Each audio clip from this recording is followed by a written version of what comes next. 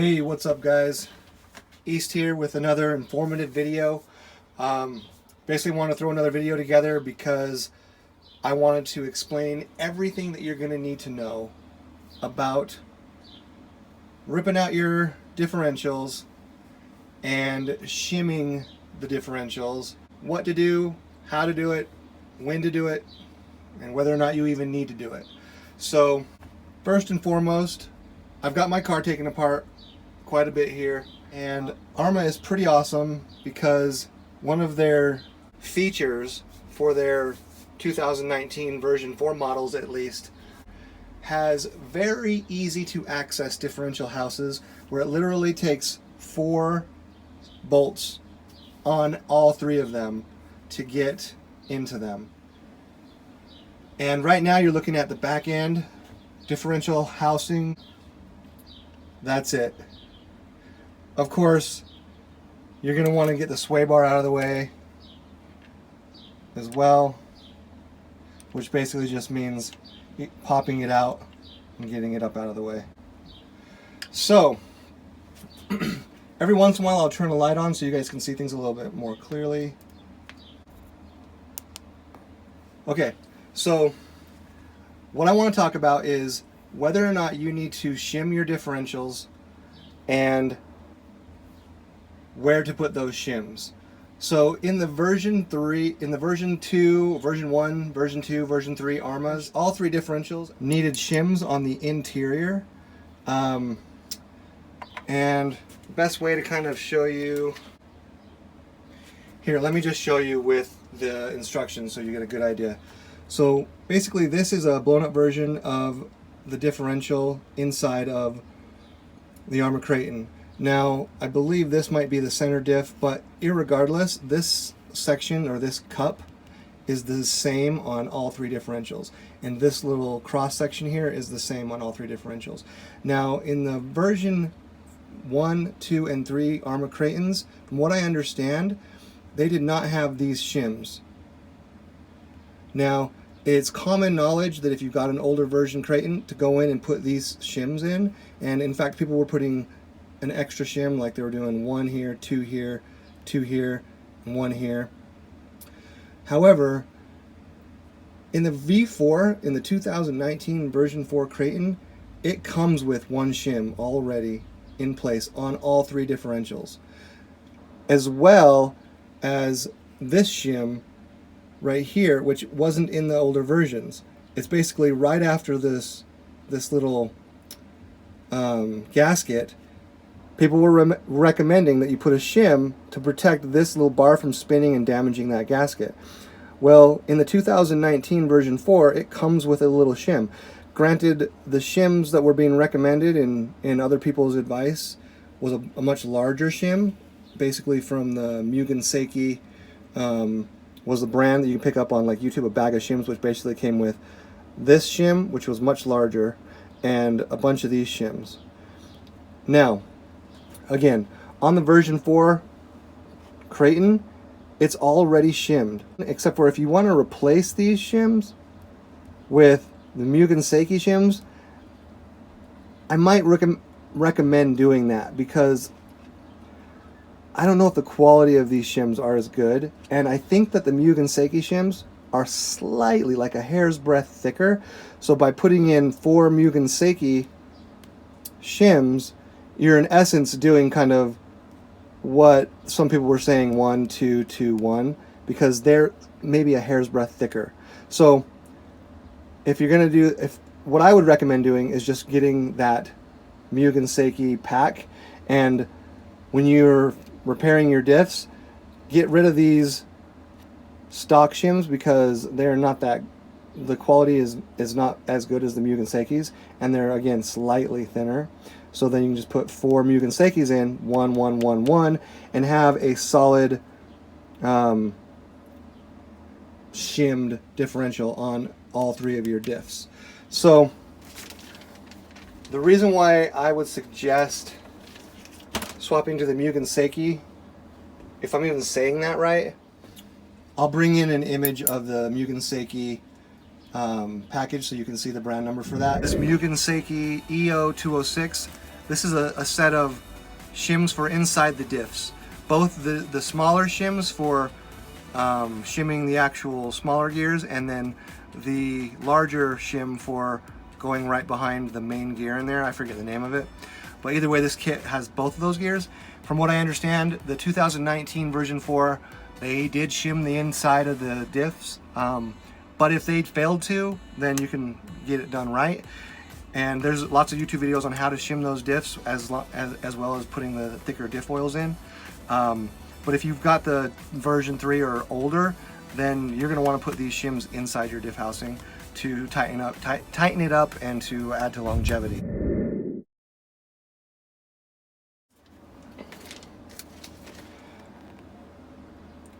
It comes with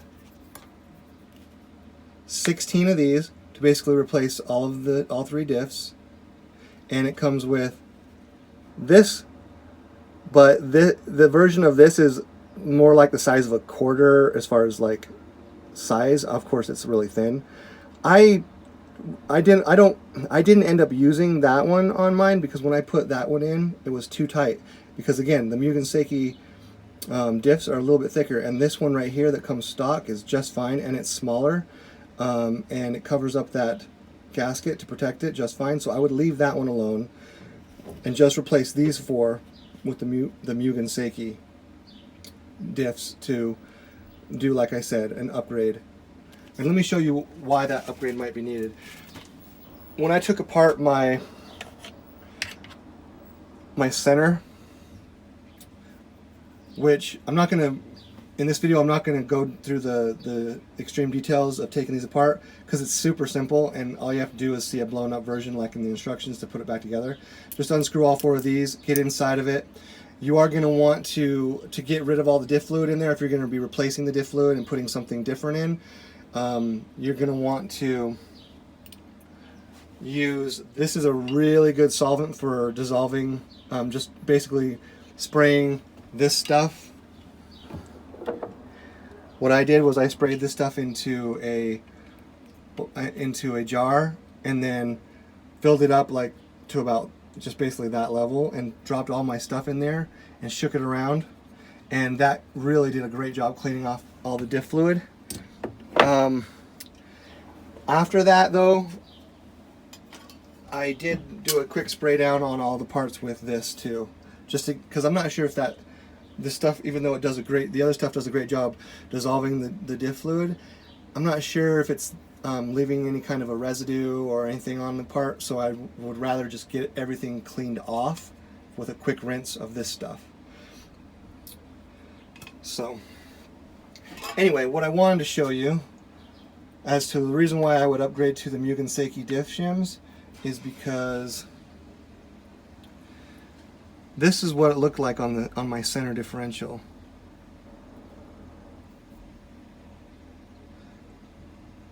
You see how that's worn? Here, look how worn that is. The actual shims themselves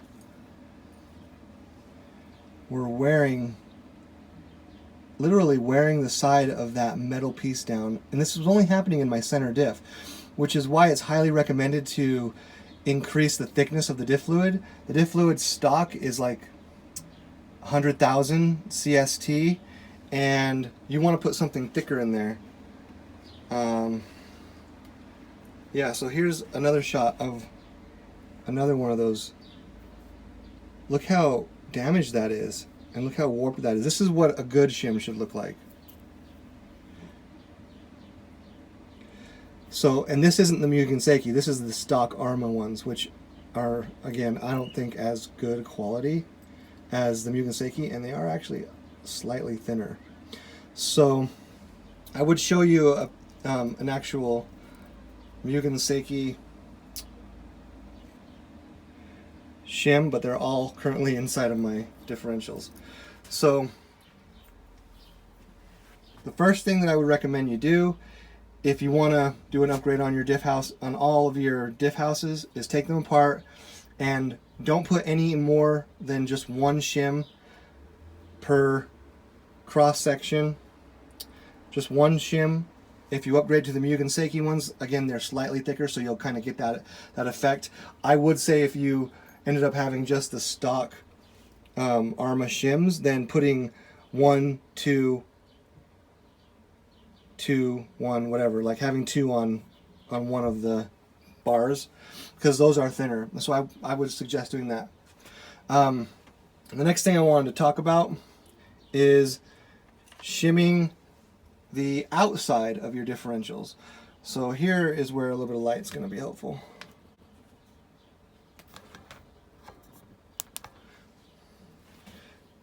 All right.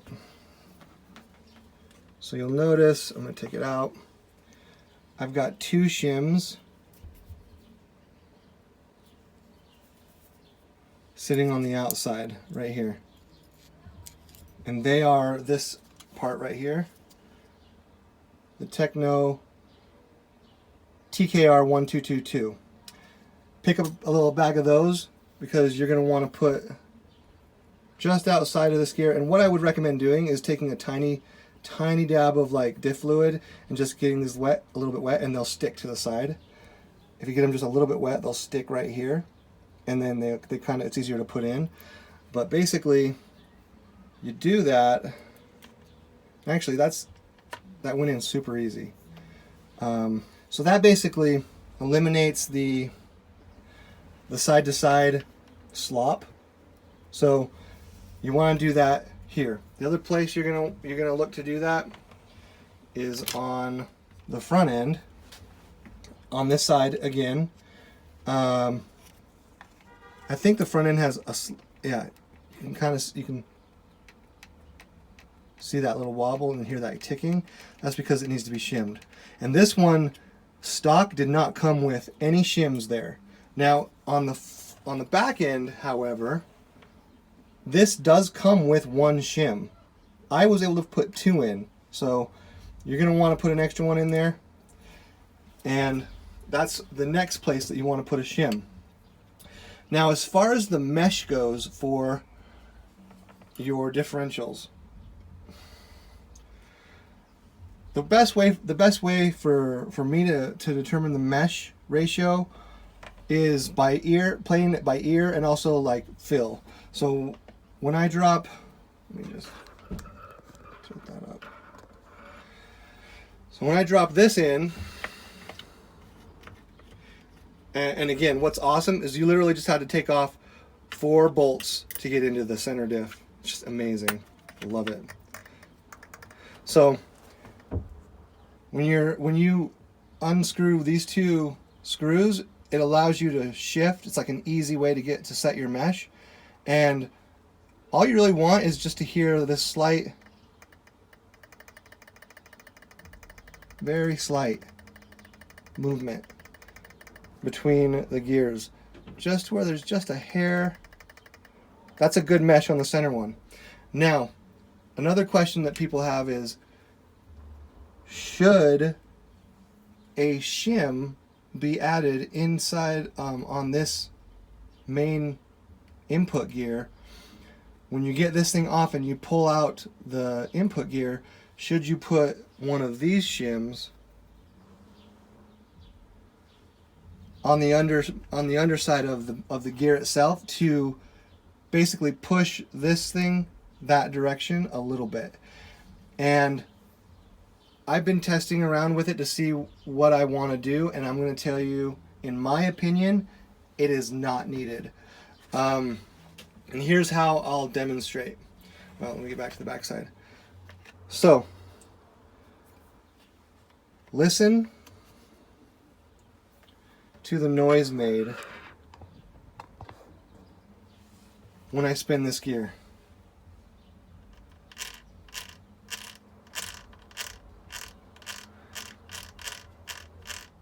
By placing my hand back here and holding this, you can see that they're the same amount of mesh that I set for the main pinion for the engine. I set it here thinking, oh, that should be what I want. However, after doing that, you hear a little bit of a noise. While that may not be significant, and it may actually not be a big deal at all, shimming this is not as crucial. The closeness of those two gears, as far as this one going this direction, as crucial. The closeness of those two gears, as far as this one going this direction, is not as crucial as shimming this with this whole gear going this direction. You want that to be a little bit closer, as far as to avoid shredding teeth and things like that. Putting those shims in is crucial. So anyway, listen to this noise. Imagine hearing that while the engine's running or while it's shredding. Okay, now I'm going to move to the front where I did not shim it. It's just stock.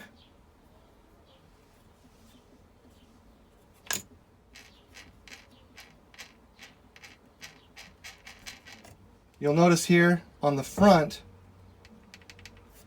that ticking noise in the space, slightly bigger.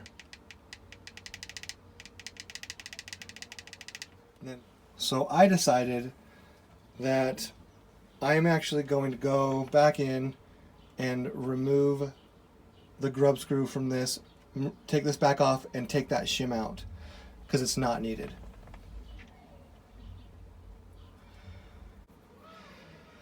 Okay, so the last thing that I wanted to talk about in regards to this whole concept of pulling your RC car apart and shimming the differentials and setting the meshes on the front and the center and the rear, is to talk about the diff fluids recommendations. What kind of diff fluids do you want in the front of the vehicle versus the center of the vehicle versus the rear of the vehicle? And this is basically kind of determined by how you plan on using the vehicle. The thicker the diff fluid, the more protection you're adding to the gears, and the more you're tuning it for being a basher, where top end speed is not your number one goal. However, it doesn't decrease your speed by any significant amount, but naturally, because the diff fluids that you put in these things are thicker, you are increasing like torque and stability to your tires. And also, the reason why people put a heavier diff fluid in the front section than the back is because some people have issues when they gun it that their front tires balloon and the back tires don't. And so to kind of mitigate that from happening, to prevent the front section of your vehicle from ballooning and kind of offsetting the rotation torque of all four of your tires, it's recommended to put a heavier diff fluid in the front section and than to have in the back section. And so what some people do is they'll put like 80,000 in the back, which is a huge jump from 10,000 to 80,000. And they'll also put like 80,000 in the front, which again is a huge jump from 10,000 to 80,000. And they'll put like 500,000 or even $1 million in the front, in the middle section. After kind of doing a lot of research and kind of finding that happy go-between, where you want to basically protect your gears, but still, and also take advantage of having the ballooning mitigated a little bit in the front, I've found a good recommendation is to jump from 10,000 CST to 20,000 CST in the rear, and in the center to jump from 100,000 to 200,000, so doubling the thickness. If I were to change anything, I would maybe increase this to 500,000. Some people like to do 500,000. However, 200,000 in the center is what I'm doing. And then in the front section, doing 60,000. And that is because, and that, so like the difference between the front and the back is 20,000, 60,000. If you wanted to go thicker, I might consider doing something like 60,000, 500,000, and 80,000. But I digress. I mean, just to give you an idea of how thick 200,000 is, and some people are doing 500,000 or $1 million, just to give you an idea of how thick this actually is. Here, let me turn this light off because it's a little bit too bright up close. This stuff, like, literally keeps its form.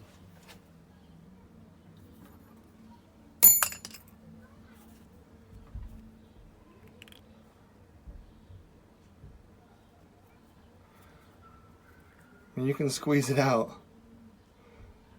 And it, like, that's how thick it is. Super thick. Which people are saying when you go up from to like 500,000. I had one guy talking about how he put 500,000 or 500K in his center, and then he decided to jump from that to 1 million, and he didn't even notice a difference. So I think the curve of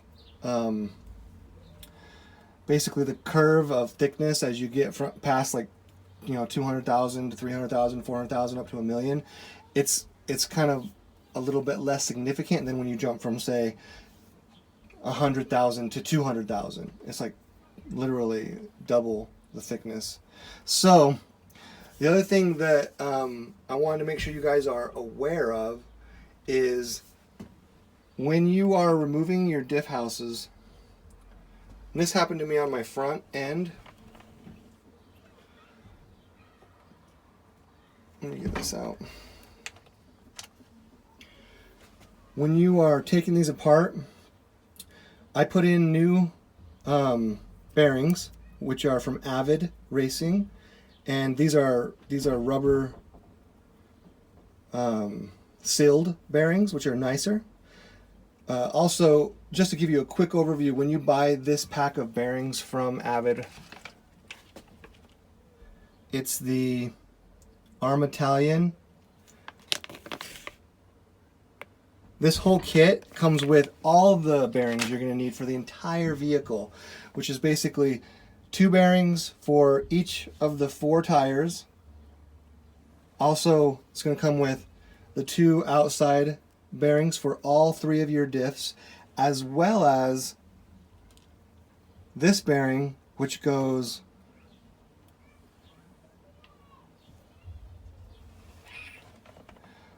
here on the inside of this, and this little one. So both of these bearings here go on this bigger one goes on the inside, and this one goes on the outside for that, as well as this is the servo saver, the steering setup. You have 1, 2, and then on the flip side of this, 3, 4. So 4 bearings there. All those bearings, basically that's the summation of all the bearings you're ever going to need to replace on your vehicle. And these are all rubber sealed bearings. So I wanted to point that out. The other thing I wanted to point out is when you're taking this thing apart and you're putting the new diff oils in it, and you use those solvents that I said to get it all cleaned up and ready to go, you want to make sure that when this cap is taken off and you're like putting it back together, that there's a gasket in here. You want that to be dry. You want the surfaces on both the bottom side and the top side of the gasket to be dried off as good as possible, seated as good as possible. And then when you screw these down, you don't have to go insanely tight. Once you get it down to snug, you give it a nice little turn, and they're so it's nice and snug. That's as far as you want to go. But the other thing that I would highly recommend is that you set all of your differentials on the ground somewhere to sit for 24 hours, and then come back and check out the bottom section here and see if there's any leaks, or just inspect it for any leaks, because I came back to find that there was a leak in my front differential, and it was because I neglected to have a nice dry seating with that gasket when I put it back together. So at least, you know, maybe 5 or 6 hours, let all 3 of them just sit on their side and come back and inspect to make sure that there's no leaking, because you don't want to have a leak. The other thing I wanted to talk to you about is understanding if you've got these things put together right. You basically grab both ends and you twist it. Now you're gonna be able to know, based on the knowledge of what type of thicknesses you're going with, where this one's 20, 260, this one should be substantially easier to turn versus my center one should be like, you know, a little bit slower, and then my front should be like in between, right? And that is the case. I do sense that when I'm playing with these. I will say that when I doubled up on the shims inside, the little shims, as well as putting that top bigger shim in on this, I would turn this and it was like, it felt like the 200K one. It felt way, and I was also getting like little snags. Like it wasn't like super noticeable, but it wasn't a smooth. This should be smooth. When you're spinning this, it should be, you should feel that resistance of the fluid, but there should be absolutely no deviation in its smoothness. And that's how you're going to know that you didn't over tighten or put too many shims in or incorrectly install something, is because when you twist it, it's going to have a very smooth fill with no, you know, deviations in that smoothness, if that makes any sense. Anyway guys, that is a wrap up on everything that you need to know about all three differentials in regards to their mesh and in regards to shimming. Check out my other videos. I have a video that's showing you how you can fix your steering on your servo saver. My steering was really bad, and I ended up buying a new servo thinking that would be the problem. However, the brand new servo with way more torque I was still having the same issue, and I couldn't figure out what it was. Found out that my servo saver was too loose, and there's a really funky way that you have to tighten the servo saver on the 2019 version 4 that is different from the version 3. So check that video out. Also, I have a video that shows you how you can if you rip any of your boots on your shocks, you can basically, there's an easy fix to save you money, and it works really well. It's actually, the fix is actually stronger than the stock boots. Watch that video and like and subscribe to me. I would greatly appreciate it. Thanks for giving me the time, guys. Out.